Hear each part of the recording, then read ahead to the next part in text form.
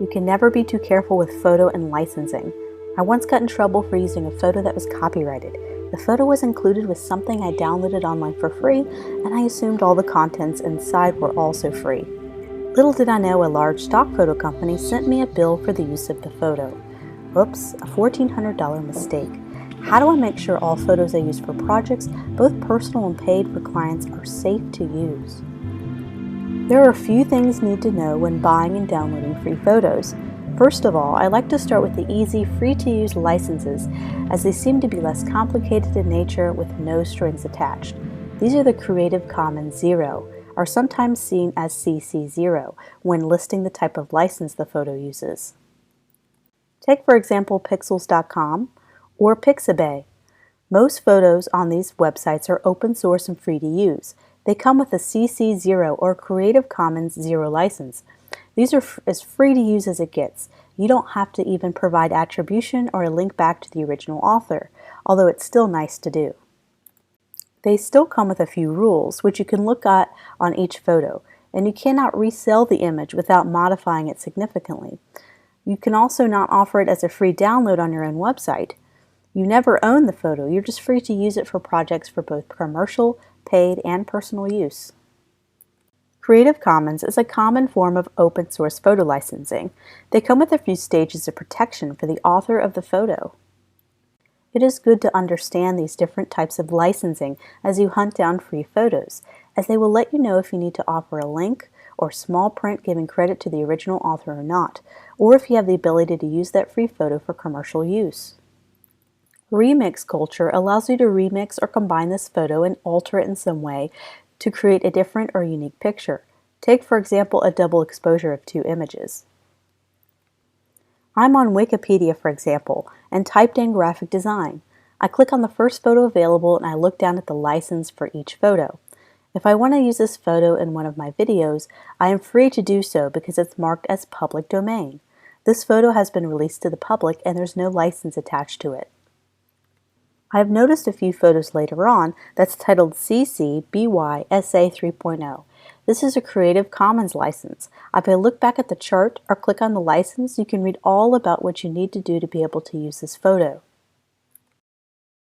In this case, I would need to give some sort of attribution to the author when using this photo. So we talked about free photos, but what about paid stock photography? What are the rules there? Not all paid stock photography is the same.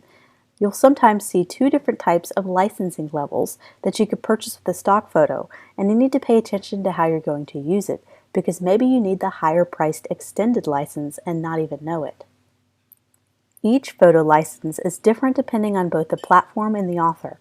For example, on this photo, a standard license would be 3 credits or $33 and would allow me to use it on items that would be printed or appear on less than 500,000 items. But I cannot use it on physical products for resale, a t-shirt for example, although I can use it for a printed poster. I just can't sell that poster online for a price, but I can use it as a design, for a client poster for example. If I planned on multiple users or computers being able to use this photo, I do need to purchase an extended license for this photo. The word multi-seat is a term to explain this concept of multiple users being able to download and use this photo for your company, for example. Also, if I wanted to place this item on something that's going to be printed on more than 500,000 items, you are going to need the extended license for this photo. Also, if I wanted to sell my poster design and use this photo as a part of it, I'm going to need the extended license for this photo. Each photo will have different stipulations for when you need a standard license and when you'll need the extended license. A lot of people think they can purchase a standard stock photo license and place it in their photo library and continue to use it client after client. But if I buy a photo for client A's brochure, I cannot use it again for client B's poster until I purchase a second license for that client. It would not be very fair to the original photographer if I did so, as I'm using it for 2 different clients, but they only got paid once for the photo. Also, I think some people make the mistake of purchasing a standard license on a photo and placing it on a coffee mug, for example, for resale.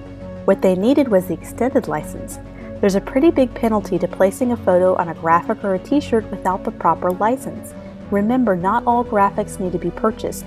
Try to create your own or combine it with several different free-to-use graphic resources that have open license and create something unique.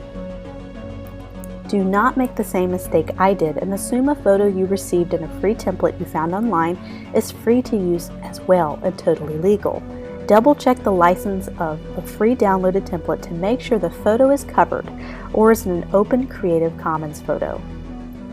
Interested in contributing a photo or image to the Creative Commons cause? Visit creativecommons.org/choose and pick the type of license you want to create for your photo. Then whenever you post your photo for free, you can attach a license to it to let others know what they need to do to properly use your photo, if anything at all.